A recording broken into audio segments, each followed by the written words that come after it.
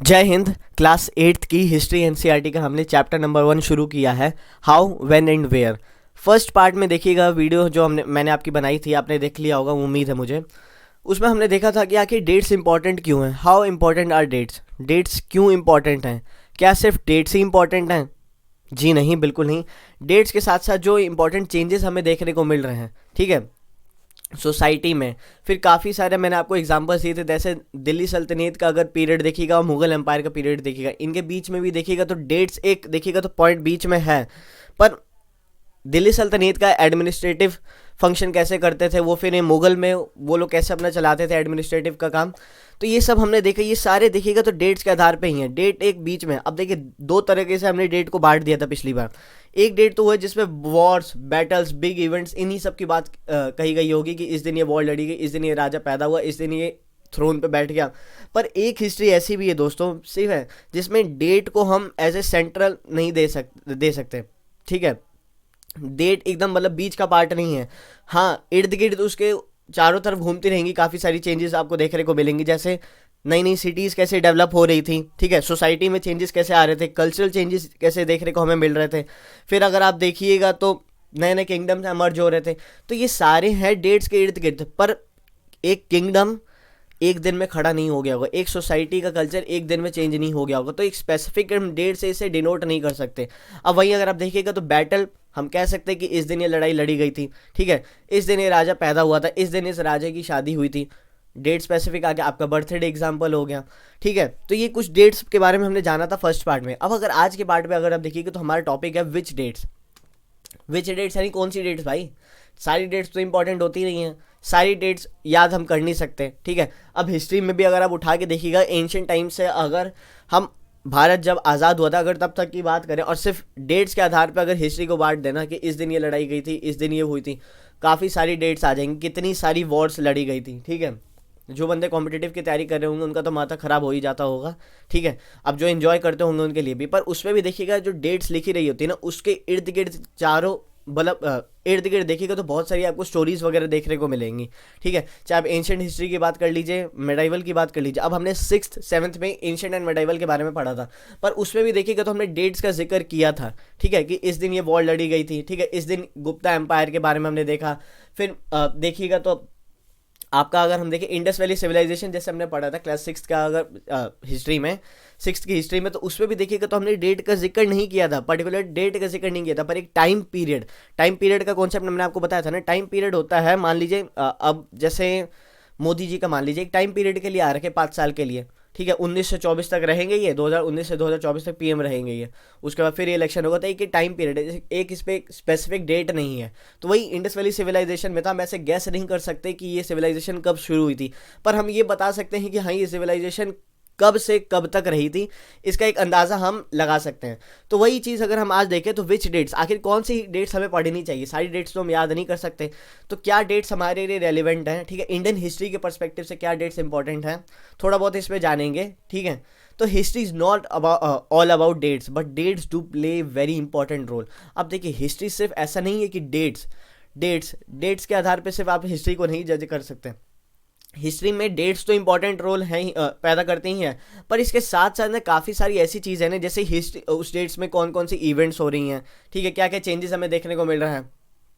तब की हिस्ट्री और आज की हिस्ट्री में क्या, मतलब हिस्ट्री में नहीं, आज के टाइम में क्या फ़र्क हमें देखने को मिल रहा है, ठीक है। तो डेट्स इंपॉर्टेंट होती हैं। अब देखिए डेट्स किसके आधार पर हम कहेंगे इंपॉर्टेंट होती है, तो डेट्स डिपेंड्स ऑन इवेंट्स, ठीक है। ऐसे ही स्पेसिफिक नहीं कह देंगे ना हम कोई कि एक डेट आ गई ये इंपॉर्टेंट है। अब आपका देखिए बर्थडे है, वो एक इवेंट है, तो वो डेट इंपॉर्टेंट है, ठीक है, वो उस दिन तारीख इंपॉर्टेंट है। आज देख लीजिए आज क्या तारीख है, ठीक है, आपकी आज तारीख हो गई 12 नवंबर है। अब 12 नवंबर को ऐसा कोई दिन है नहीं, ठीक है, आपका हो सकता है बर्थडे हो, तब तो आपके लिए एक इवेंट होगा वो, पर याद नहीं कर सकते। वैसी काफ़ी सारी डेट्स होती हैं, हम उससे सिर्फ ऐसी रैंडमली याद तो कर नहीं सकते कि किस दिन एक इवेंट से हम उसे जोड़ के याद कर सकते हैं, समझ सकते हैं, ठीक है। If our focus of study changes, if we begin to look at new issues, a new set of dates will appear significant। अब देखिए क्या है, अगर हम अपना फोकस जो है स्टडी चेंजेस, इसका क्या मतलब है? आज हम देखिए इंडियन हिस्ट्री पढ़ रहे हैं, अब कल को हम चेंज करके, अभी इंडियन हिस्ट्री पढ़ रहे हैं, कल को हम जाके पढ़ने लग जाएं, आपका हम अमेरिकन हिस्ट्री पढ़ने लग जाए, ठीक है, चाइनीज़ हिस्ट्री के बारे में थोड़ा बहुत जानने लग जाए, तो क्या होगा, उसमें जो डेट्स होंगी ना वो भी इवेंट के साथ साथ चेंज हो जाएगी, उनके इवेंट्स उनकी डेट्स अलग होंगी जो इंडियन हिस्ट्री की मेल नहीं खाती हैं, ठीक है। तो जैसे जैसे हम स्टडी अपनी फोकस, मतलब देखिएगा, हम जो स्टडी कर रहे हैं या इवेंट को चेंज कर देंगे किसी और कंट्री से या किसी स्पेसिफिक चीज़ से जोड़ के देख देंगे, तो उसमें आपको नए सेट ऑफ डेट्स भी आपको एमर्ज होते हुए दिखेंगे, ठीक है। अमेरिकन हिस्ट्री में आपको अलग डेट्स दिखेंगी, ठीक है, जो उनके बड़े बड़े इवेंट्स थे। फ्रेंच हिस्ट्री में आपको अलग डेट्स देखने को मिलेंगी उनके बड़े इवेंट्स के साथ। फिर रशियन हिस्ट्री में आपको अलग देखने को मिलेंगी। तो ये सब चीज़ें आपको देखने को मिलेंगी। तो डेट्स आपकी अलग अलग चीज़ों में चेंज हो सकती हैं। अब इंडियन हिस्ट्री आप पढ़ रहे हैं, ठीक है, इंडियन हिस्ट्री में भी अगर आप देखिएगा तो आप इसको अमेरिकन हिस्ट्री से ऐसा नहीं कर सकते कि जो चीज़ आप इंडियन हिस्ट्री में पढ़ रहे हैं वही सेम चीज़ आपकी अमेरिकन हिस्ट्री में हुई हो, या जो चीज़ अमेरिकन हिस्ट्री में हुई है वो सेम चीज़ आपकी इंडियन हिस्ट्री में हुई हो, बिल्कुल नहीं हो सकती। इंडियन हिस्ट्री में एक अलग डेट्स होंगी, उसके साथ में देखिएगा पैरेलल में तो उसी डेट्स में कुछ इवेंट्स भी घटित होंगी। तो ये चीज़ हम जानेंगे, ठीक है। ये आपको बताने के लिए है कि आखिर कौन कौन सी डेट्स इंपॉर्टेंट है, डेट्स आखिर इंपॉर्टेंट क्या होती हैं, बस इतना सा टॉपिक था आपका हिस्ट्री। अब देखिए यहाँ पे एग्जाम्पल दे रखा है, हिस्ट्रीज जो ब्रिटिशर्स के द्वारा लिखी गई थी, जो ब्रिटिश राइटर्स वगैरह थे, ऑथर्स वगैरह थे, उनके द्वारा जो हिस्ट्रीज लिखी गई थी वो किसके इर्द गिर्द लिखी गई थी? आपकी गवर्नर जनरल्स के इर्द गिर्द लिखी गई थी, ठीक है, कि गवर्नर जनरल्स के इर्द गिर्द लिख दी हिस्ट्री पूरी उन्होंने। उन्होंने देखिए क्या किया, histories began with the rule of first governor general. ये याद रख लीजिएगा, फर्स्ट गवर्नर जनरल कौन था? Warren Hastings. And the last viceroy कौन था? लॉर्ड माउंटबेटन, ठीक है। अब आपसे एक क्वेश्चन है, बताइए ये जो आपके जो वॉरेन हेस्टिंग्स हैं इनको हम गवर्नर जनरल क्यों कह रहे हैं, और ये जो लास्ट जो आपके लॉर्ड माउंटबेटन है इनको हम वाइसरॉय क्यों कह रहे हैं? ठीक है, दोनों में क्या डिफरेंस है? कमेंट सेक्शन में इसका आंसर दीजिए, देखना चाहूँगा आपको पता है या नहीं पता है।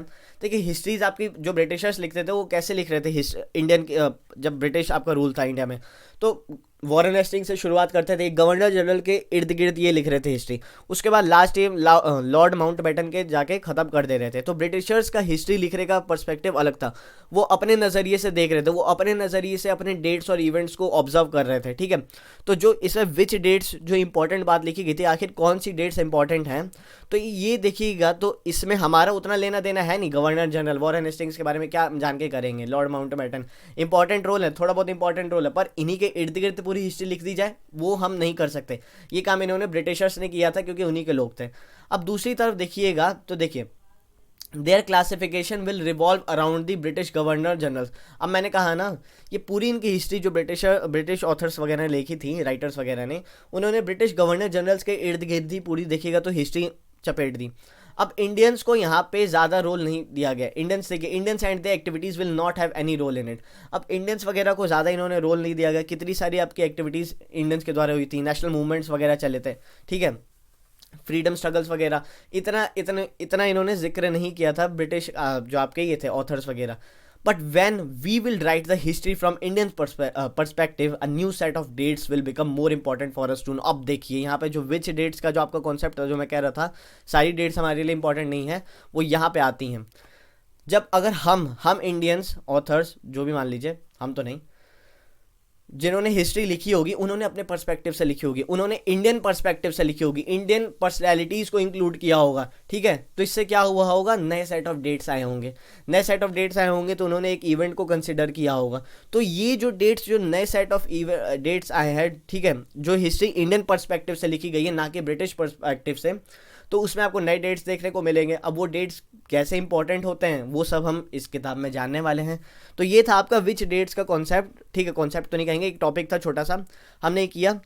चैप्टर को हम कंटिन्यू करेंगे कल, ठीक है। इसके लिए आपको सिंपल सा एक क्या करना है, नॉलेज कैसल को सब्सक्राइब कीजिए, वीडियो अच्छी लगी हो तो लाइक कीजिए, कमेंट सेक्शन में आंसर बताइए कि आखिर गवर्नर जनरल और वाइसरॉय में क्या अंतर था, ठीक है। ये दोनों हम क्या हैं, जबकि पोजीशन हम कह रहे हैं सेम ही है, सेम तो नहीं कहेंगे, पर गवर्नर जनरल और वाइसरॉय क्या मतलब है इनका, ठीक है, गवर्नर जनरल का क्या मतलब है, वाइसरॉय का क्या मतलब है, ये आप कमेंट सेक्शन में बताइए। तो बस आज का वीडियो इतना ही था। आई होप आपको कुछ जानने को मिला होगा, विच डेट्स, ठीक है, थोड़ा बहुत आपको जानने को मिला होगा। बहुत ही इंटरेस्टिंग आपका देखिएगा तो किताब है पूरी हिस्ट्री की, मतलब मॉडर्न हिस्ट्री की एक तरीके से देखिएगा तो कॉन्सेप्ट आपका बना रहा है, ठीक है। थोड़ा बहुत आपके कॉन्सेप्ट्स बता रहे हैं, क्योंकि डेट्स इससे ही पता चल रहा है ना दोस्तों, देखिएगा अगर आप फर्स्ट चैप्टर से, कि डेट्स आपकी बहुत इंपॉर्टेंट होने वाली हैं। ठीक है, डेट्स के साथ साथ जो इवेंट्स हो रहे हैं ना वो बहुत इंपॉर्टेंट होने वाली हैं इस किताब में। ठीक है, तो मज़ा आएगा। आई होप आपको मज़ा आया होगा इस लेक्चर को सुन के। नॉलेज कैसल को सब्सक्राइब कीजिएगा। Thank you so much for watching this video. God bless you all. जय हिंद।